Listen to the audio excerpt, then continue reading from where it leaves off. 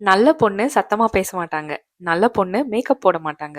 என்னதான் அவங்களுக்குன்னு ஒரு ஒப்பீனியன் இருந்தாலும் பெரியவங்க சொல்ற எல்லா விஷயத்தையும் அப்படியே கேட்பாங்க. ஃபேமிலில 1008 பிரச்சனை இருந்தாலும் எல்லாத்தையும் அட்ஜஸ்ட் பண்ணிட்டு போவாங்க. இந்த மாதிரி நல்ல பொண்ணுக்கு 1000 கணக்கான டெஃபினேஷன்ஸ் இருக்கு. இது எதுவுமே அந்த பொண்ணுக்கான காம்ப்ளிமெண்ட் கிடையாது. ராதர் சொசைட்டிக்கு அந்த பொண்ணு எப்படி இருந்தா கம்ஃபர்டபுளா இருக்குமோ அதுக்கான டேக் தான். நமக்கு பிடிக்குதோ பிடிக்கலையோ சின்ன வயசுலயே நல்ல பொண்ணுங்கிற அந்த டேக நமக்கு சொசைட்டி கொடுத்துரும். நம்மளும் ஏதோ பெருசா அவார்ட் வாங்கின மாதிரி சந்தோஷமா அதை வாங்கி வச்சுப்போம். அந்த டெஃபினேஷனுக்குள்ள ஃபிட் ஆகிறதுக்கு நம்ம வாய்ஸ், நம்ம ஒப்பீனியன், நம்மளோட ட்ரீம்ஸ் எல்லாத்தையும் ஒரு பாயிண்ட்ல மறந்துடுறோம்.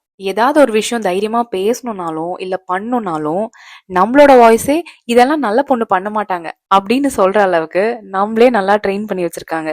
இந்த வாய்ஸ் ஆஃப் பண்றது கொஞ்சம் கஷ்டம் தான், பட் இம்பாசிபிள் கிடையாது.